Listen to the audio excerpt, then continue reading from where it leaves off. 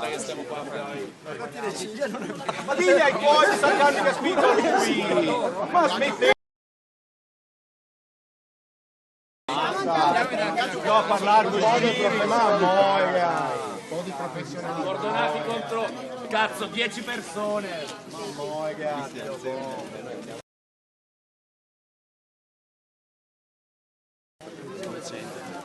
Allora, io penso che sia chiaro a tutti che chiaramente questa cosa non finisce qua. L'avevano detto in questi giorni che avrebbero mandato lo sgombero e la polizia.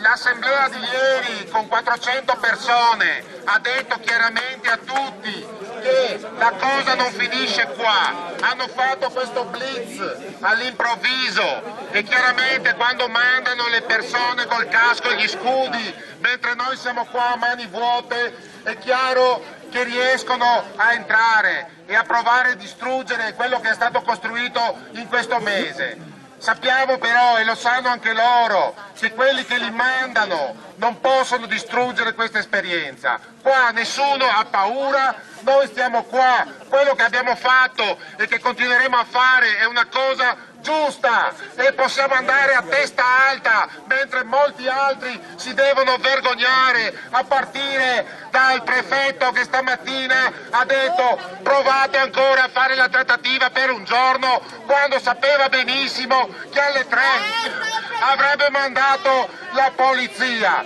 Come tutti sanno, i problemi non si risolvono con la polizia, per cui non si risolvono con la violenza, quindi state semplicemente creando un problema più grande e vogliamo dire al quartiere che qualsiasi cosa adesso succederà a questo spazio, se gli mettono i sigilli o se lo tornano a saldare come era saldato prima, questo spazio comunque dovrà diventare uno spazio per tutto il quartiere e che i giovani e i meno giovani di Treviso il loro posto comunque ce l'avranno e ce l'avranno subito e questo lo sappiamo tutti.